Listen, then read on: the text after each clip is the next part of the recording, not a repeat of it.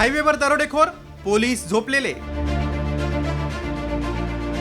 कायद्याच्या राज्यात धावत्या बसमध्ये दरोडे.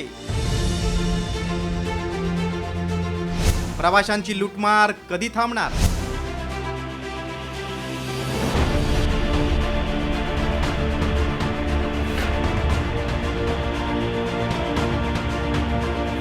हे दृश्य पहा.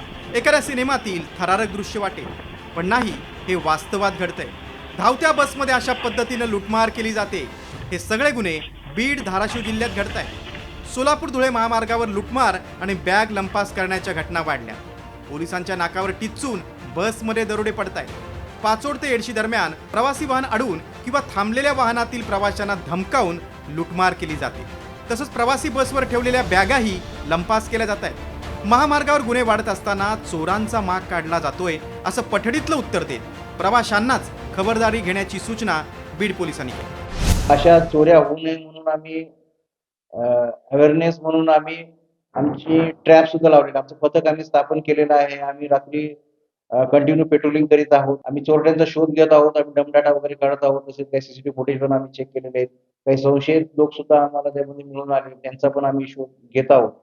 तर जनतेने सुद्धा आम्हाला सहकार्य करायला पाहिजे की त्यांनी आम्ही दिलेल्या सूचनांचं त्यांनी पालन करावं आणि पोलीस विभाग जो आहे त्या चोरट्यांना नक्कीच शोध काढून त्यांच्यावरती योग्य ती कठोर कारवाई आम्ही करणार.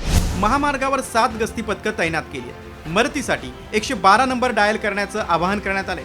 त्याशिवाय मदतीसाठी वाशी, नेकनूर, येरमाळा पोलीस निरीक्षकांचे मोबाईल नंबरही जारी करण्यात आले. चोरांना पकडण्यासाठी हॉटेलच्या कर्मचाऱ्यांचीही मदत घेतली जाते.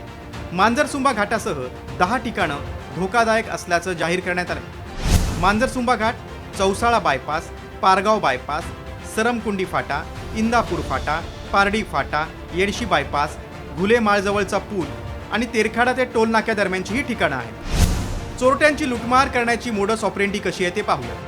कृत्रिम अपघात घडून मदत करण्याच्या बहाण्यानं लुटणं, दुचाकीस्वारांना लक्ष्य करणं, कृत्रिम गतिरोधक तयार करून वाहन थांबवून लुटणं, थांबलेल्या वाहनांमधून इंधन चोरी करणं, दुभाजकाचा वापर करून वाहनावर हल्ला करणं. पोलिसांनी नागरिकांना सतर्क राहण्याच्या सूचना केल्या. निर्मनुष्य ठिकाणी थांबू नका, समूहानं प्रवास करा, दुभाजकापासून अंतर ठेवा, संशयास्पद वस्तू दिसल्यास गाडी थांबवू नका, संशयास्पद वाटल्यास हॉटेल, पेट्रोल पंप किंवा धाबा अशा वर्दळ असलेल्या ठिकाणी थांबा, अशी सूचना पोलिसांनी केली. शहरांमध्ये आणि गावांमध्ये चोरीच्या घटना घडत आहेतच, मात्र आता महामार्गही सुरक्षित राहिले नाही. इथल्या दरोडेखोरांना पकडण्याचं मोठं आव्हान पोलिसांसमोर आहे. महाराष्ट्रात कायद्याचं राज्य असताना जनता कुठे सुरक्षित आहे असा सवाल केला जातोय.